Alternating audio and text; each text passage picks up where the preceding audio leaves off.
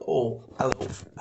Welcome to the Institute for Psychotherapy, Psychiatry, and Psychosis and the recovery series. And we're going to do problems with gender and recovery. So this will be real fun. You can all fucking shout.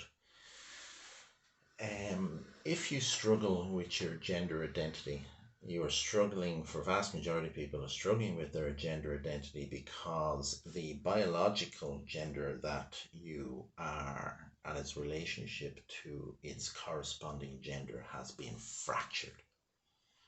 So the relationships between your biological sex and its corresponding gender, the relationship between those has been fractured.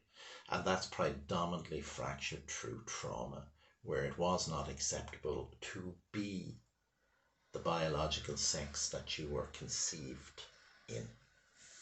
And therefore, it is not okay to be its corresponding gender.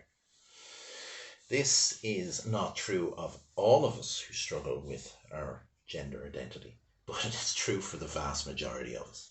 And that's just the way it is. How do we know? Because we're fucking listening to it for 20, 30, 40, 50, and 60 years. I have colleagues been listening to people talk about their gender for that at the time. Didn't happen last week.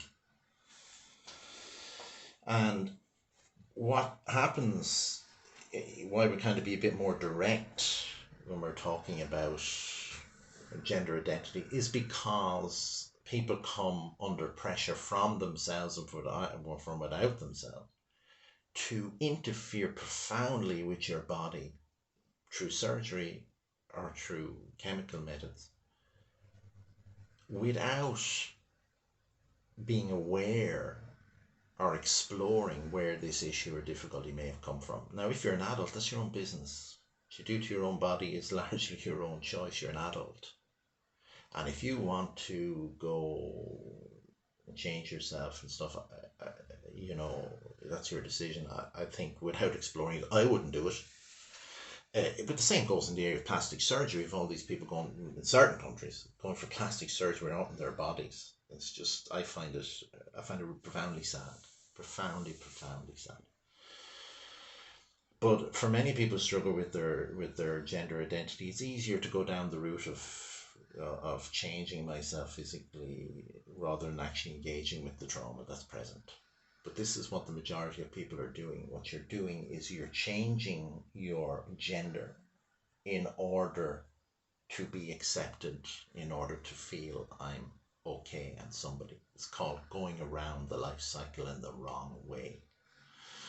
The sense of who we are comes predominantly from being accepted. I am accepted, therefore I'm okay, therefore I'm somebody, therefore my gender is fine. Rather than I have the right gender, now I'm accepted by myself and others, and therefore I can act upon the world. And most people who transition, not all, but the majority, will then fit into this model where I'm going to myself, I'm the right gender now, so I'm okay. And then you live your life and that's it. But in fact, you're just covering what's there, trauma that's there. Is there any wrong with that? No.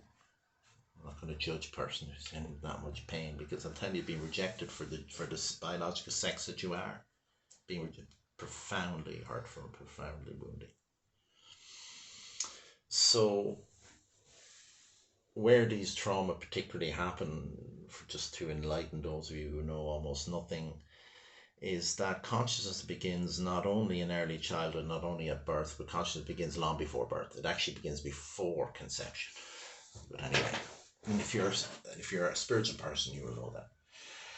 So what happens to some of us, unfortunately, is that we're conceived in a context where mommy and daddy want you to be a girl, or mommy and daddy want you to be a boy. But unfortunately, you're biologically a girl or biologically a boy, which is at variance with what they're looking for, and therefore immediately you're traumatizing that I am the wrong sex, and therefore you reject the sex that you are and try and have a different, say, gender expression. After that, the main trauma involved in it's first trimester trauma, that one. After that, the major trauma involved for people, not for everybody again, but for the majority of people who are struggle with gender identities, around birth. Birth's profoundly influential. That's why it's a very bad idea to lie down when giving birth, because you extend the second stage of birth. Process from about a minute and a half to 20 minutes to 2 hours. I mean, what can possibly go wrong for mother and child? Anyway, that's another story. So you, as a person who struggles with your gender, it's your decision where you want to go with it. Our experience of decades of working is that the majority of people who struggle are traumatized, and it's traumatized in the first trimester, very often, not always, sometimes in other areas of life where a fracture has occurred. My biological sex is not okay to express its corresponding gender. Away you go is up to you. But what we do have a responsibility to do is that when we're dealing with people in their teenage years who want to transition or want to change their gender, the question is, do we have a responsibility? We're the adults in the room. If you are 15, 16, 17, you're not an adult. You're not. My responsibility as a parent is to be your parent. And my responsibility as a parent is that, I have discussed these things with you, and that maybe it is trauma based. And is this something you want to explore? Because if you go down this route of changing yourself, you can't go back. It's difficult to detransition. It's a very difficult thing. And in the area of difficulty with gender identity, where there's been a lack of acceptance, any time that, for example, this interview, what I'm saying here will be felt by some people as lack of acceptance of their gender. Okay, it's not. If you hear anything rejecting in what I'm saying, well, then you're interpreting it wrongly.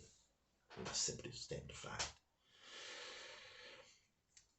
So what happens is that there's a profound rejection for many people who struggle with their gender, and any sign of that, of rejection, and then the person goes into outrage. So they go from 1 to 100, or how dare you not reject me? Or sorry, how dare you reject me? When in fact that's not what's been said at all. And it leads to very, very distorted interactions with the world. That's profoundly sad, and very, very difficult stuff for people to deal with and to heal. So I suppose what we'd be advocating is that, how you deal with the difficulties that you have is up to you, but that we're honest about it. Like, it's okay to turn and say, I'm going to transition this, that, and the other, and I'm not going to look at where it may come from, because that's my decision. That's fine. That's fine, provided you don't impose that on other people. And certainly I'm not imposing trauma model on anybody, even dream of it. If you are struggling with your gender and you wish to resolve the trauma involved, you use self-directed healthcare recovery. You sit down and go, I'm in trouble, difficulty, what feels right, what feels appropriate. You have to listen around, it's the other thing, and you go, what feels right for you. Okay, and you're open and honest with yourself. So I wish you all the very, very best of luck. It's going to mean I'm all geeked there, so go forward.